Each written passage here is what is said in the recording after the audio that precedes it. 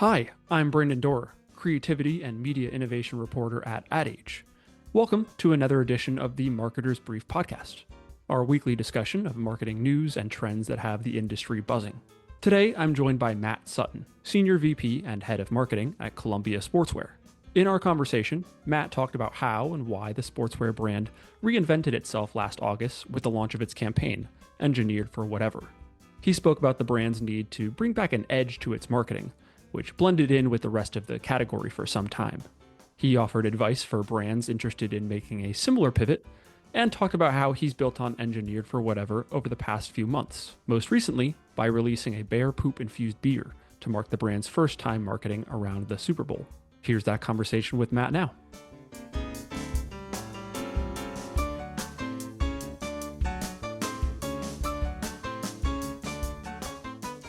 Matt Sutton, welcome to the Marketer's Brief podcast.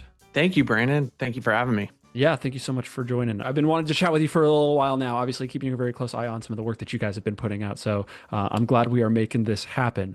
All right, well, let's start to jump in. The first thing I'd love to talk to you about is your background. How you found your way at Columbia leading marketing? I was looking through your LinkedIn, and I think you're something of a category nomad is maybe how I would put it, which maybe feels fitting considering the position at Columbia now. Can you just talk a little bit about your background, how you made your way to Columbia?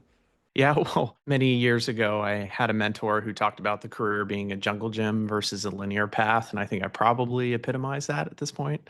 I started about 15 years ago in performance marketing, worked at a Merkle agency. And then I went over in performance marketing to Capital One right around the time they were launching the Quicksilver card with Samuel L. Jackson. I had a very small piece of that campaign. And that led me in launching their first Facebook campaign when Newsfeed was in beta. And they saw my work and I went to Facebook. I was there for 7 years, 5 different roles across different teams. So had experience on the platform side working with the biggest Fortune 100s. And then at that point, I had run an ad in every channel. I had managed teams. And I thought, I think I'd really like to take a shot at running a marketing department. And from there, went to a few private equity backed companies of increasing revenue, including the Black Tux, which was men's formal wear, men's suits. And that was my entry into the apparel category, which I just loved, both the manufacturing, the distribution, the wholesale component. It was just the most exciting category I'd worked on. And the opportunity came up in 2024 to come to Columbia. And so now I've been at Columbia for about a year and a half. And it has been the fastest, most intense year and a half of my career. Maybe reflective of the style of advertising and marketing you guys have adopted, I feel like, in the past year. And I like the jungle gym analogy. I used to cover video games, actually. So I feel like I kind of understand where you're coming from a little bit, just making wild pivots. Up, down, side, across. Yes, exactly. All right, let's chat a little bit about some of the work that you guys have been putting out as of late. I think transparently, like Columbia wasn't necessarily a brand that I had on my radar for its marketing prior to mid last year, I think. And then obviously you guys came out with Engineered for Whatever, and pretty much since then, I just feel like I've been keeping such a close eye on everything you guys put out now. I'm seeing kind of blow up in different ways. Can you just, talk a little bit about the making of that campaign, the creative direction, what you guys were trying to get out of it? Just because it feels like it was such a big pivot for you guys. Yes, and certainly an intentional pivot. So I'm a third generation Columbia customer, and I have really powerful emotional attachment to the brand when I was a child. But in recent years, there wasn't as much of an association, a brand association. I think a lot of us would share that. You think of Columbia in a functional way when you need a jacket. You don't necessarily associate it in an emotional way like other brands, other hot brands in the category. And there's actually a very simple reason for that. And that reason is a great story, and it has to do with the founding of Columbia. So Columbia was founded 88 years ago, believe it or not, by this incredible woman named Gert Boyle, who took over her family's hat company, Columbia Hat Company. And they were escapees from Nazi Germany. And they came to the US, to Portland, Oregon, and started this company. And when Gert's son was in college, her husband passed away and her son Tim dropped out of college to help her run this business. And they took a business that was $100,000 in debt and built it to be a multi-billion dollar global brand. And they did that. In doing so, Gert Boyle, this matriarch, tough mother, became the face of the brand. And Columbia became an iconic, legendary advertiser. I learned about it in advertising school. Like the One Tough Mother campaign was iconic. Well, unfortunately, Gert Boyle passed away in 2019, and she stopped being a face of the brand in the early 2010s. And so after her passing, the Boyle family and Columbia in general really had to look at itself and define what it was without her going forward. And in absence of doing so and in taking our time, the past 10 to 15 years, we haven't had an edge. We haven't had that edge that made us iconic in who we were. So we, 2 years ago, went on this journey to bring the edge back and to once again define what we want Columbia to be for the next generation. So not a brand campaign for the next 5 years, but like what's our positioning for the long run? Like we had the Tough Mother campaign for decades. And the brief was super simple. We worked with our agency, Adam and Eve DDB, and we put 6 images up on a board and blacked out the logos and said, here's our problem. They all look exactly the same. Wide sweeping vistas, beautiful, serene landscapes. This is our opportunity to go back to our roots. And so we started the process of figuring out how to go back to our roots. I think that's a very apt and interesting way of putting it, talking about having an edge, right? I think if there has been sort of a unifying theme, right, across the marketing from the launch of this campaign in August, right, up till some of the more recent work you've put out with, calling out flat earthers and the bear poop beer, and it's like there's a distinct edge, right, to the marketing, regardless of kind of the approach that you guys are taking. Maybe let's spend a little bit of time talking about the most recent way that you have gone to market, I guess, with Nature Calls. Correct me if I'm wrong here. I believe this kind of serves as your guys' first Super Bowl adjacent, right, marketing effort, right? Yeah, 100%. Columbia is participating in the Super Bowl this year, and it's the first time in our history. The impetus of this actually goes back to this new brand and this new campaign. So we spent the past year and a half building Columbia's new platform, Engineered for Whatever, which launched on August 4th. And that campaign is effectively just showing people, demonstrating that if we can build for nature's most extreme situations, then we're the best for everyday situations. We engineer our products down to the most minute detail for whatever Mother Nature throws at them. That's the idea.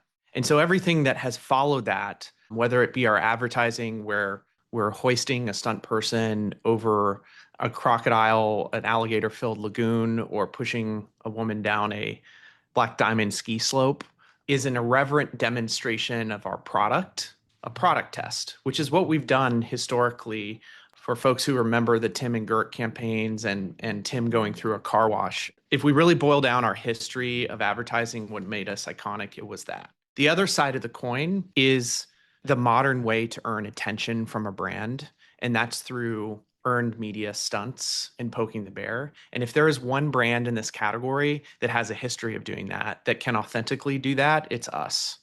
And so we've done a couple bear poking activations so far, and we plan to do more. The first was, as you said, challenging flat earthers, basically betting the company for them to reach the edge of the earth. We took out a full page ad in the New York Times where our CEO, Tim, said, I'm giving away everything owned by the company to the first person that proves that.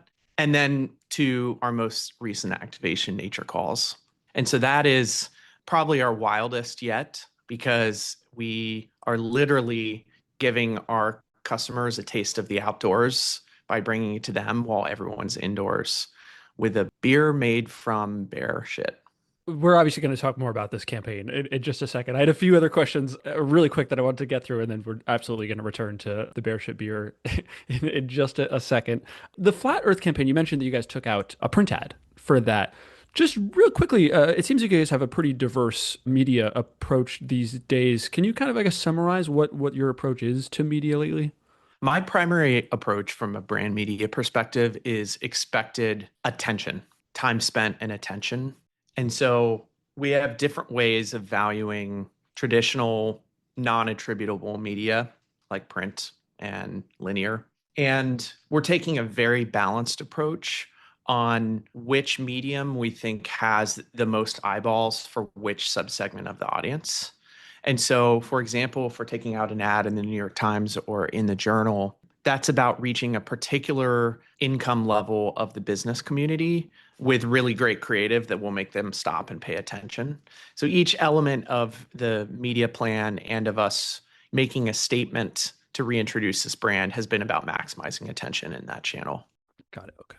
I think this is a good opportunity to ask. Obviously, the creative has been great, but maybe can we talk about performance for just a second? I know you guys just reported earnings the other day.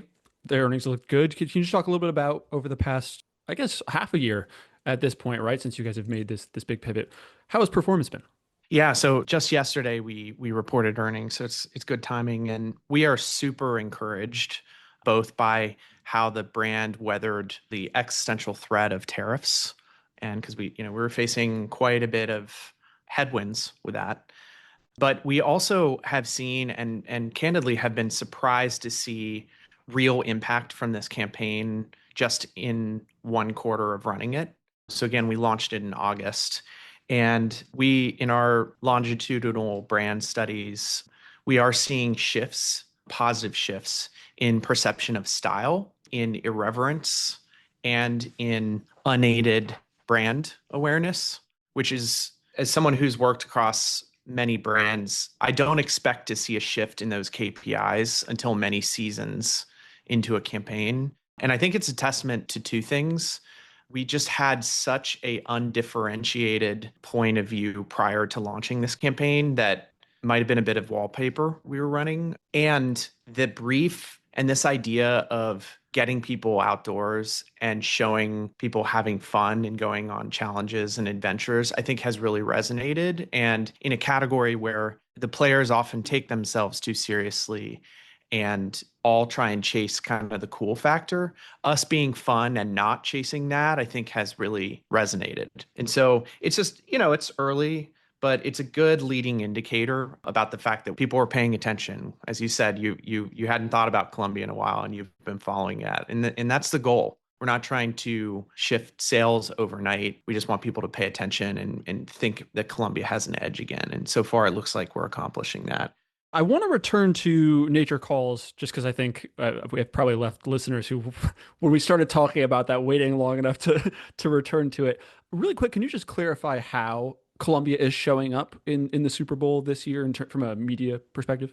Absolutely. So we had this idea quite some time ago around sort of this insight that, our mission is to unlock the outdoors for everyone and get everyone outside. Helps with mental health, it helps with physical health. And so we looked at when are the moments where people are spending the most time inside other than winter. And one of those specific moments is, as it turns out, unsurprisingly, is Super Bowl Sunday. People spend the entire day inside. And so we thought, well, how could we inspire them to go outside? We're not going to get them to not be glued on the TV to watch their teams, but maybe we can remind them of the outdoors by bringing them an actual taste of the outdoors. So this was really about, sort of hijacking the Super Bowl. And so in a very practical sense, we had someone go out in Montana, collect said bear excrement, bring it to Portland here to a water treatment facility. And from there, once it passed all the tests, take it through and brew a absolutely delicious lager from it. I have tasted it. The huckleberry comes through. It is quite good. And I was then, going to ask if you tried it because transparently I got an offer to, and I was nervous. I can't lie. Oh, he's got it on the desk for audio yeah, listeners. here's a can He's of got it. No, it's surprisingly good. I was a little hesitant to try it at first, but it's hilarious. And so we've had a series of videos and campaigns, including ex-NFL players talking about it. Just everyone's having fun with this. Everyone thinks it's hilarious. It's wild. They've never heard anything like this. And it's all leading up to Super Bowl Sunday, where we are participating in the official players tailgate outside of Levi's Stadium. And there we'll have taste tests and some other activations where people can participate. And then it's also available for people to pick up if they're just incredibly curious about how bear shit beer tastes in 7 Breakside Brewery locations in the Pacific Northwest. And as it turns out, we started distributing them this week. And every day this week, we've had people lined up outside of these brewery locations waiting for them to open to get this beer, and it sells out immediately. So we've tapped into some kind of unique audience group with this. I bet there were a lot of people who were not curious before this work came out, and that you made curious about the taste of bear shit with with the release of this. 100%. I mean, you hear it and you wonder, could that possibly taste like anything other than horrible? And as it turns out, when you filter it well enough, it can taste quite good. I'm curious if you have advice for brands, not even necessarily in your category, just brands broadly, who maybe felt similarly to how you guys felt at Columbia a couple of years ago, right? They feel like maybe the creative is kind of stale, like they don't stand out and they kind of blend in, right, amongst the plethora of brands and ads available to them. For those brands who are interested in mixing things up, trying something new to stand out, as you guys kind of successfully did last year. Do you have any advice for brands who are interested in trying to do that? Yes, and I'll borrow said advice from one of the wiser people that I know, which is Tim Boyle, our CEO and chairman, who we were talking about a recent marketing campaign, and he said, "You know what? That should be our filter. That is something that only we could do, only we could get away with, and our competitors could never do." And I think that the past 10 or 15 years, with the combination of a cultural climate that kind of drove out humor from advertising and the double effect of performance marketing at all costs, kind of drove all of us to lose a bit of our edge. And so if I was in that position, if I go back 2 years and we look at what we want to accomplish, I would say, what are those things that made you start this business in the first place? And when you started it, what did you want it to be? Did you want it to be just another outdoor brand? Or are you a female founder and you wanted to almost poke the bear and make fun of the category? And that's all it was for us, is, the family that started this brand really going back and reminding themselves of what the special sauce was. So, Matt, I think that is all we have time for. Love this conversation. Thanks so much for taking some time to join us here on the Marketer's Brief. Yeah, you bet. And, Brandon, one thing I'll add for you is I just came off of a trip to Australia and spent a week with our ambassador, Robert Irwin.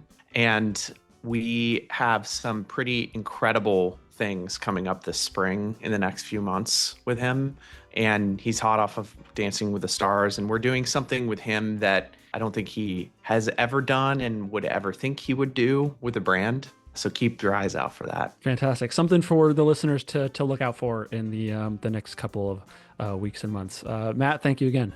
Oh, thank you so much, Brandon. Great chatting with you.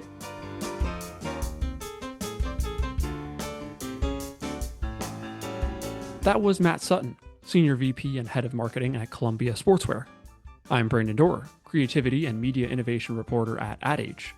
I'd like to thank our producer, Lauren Chiardio, and invite you to subscribe to the Marketer's Brief podcast, wherever you get your podcasts. We promise we'll keep it brief.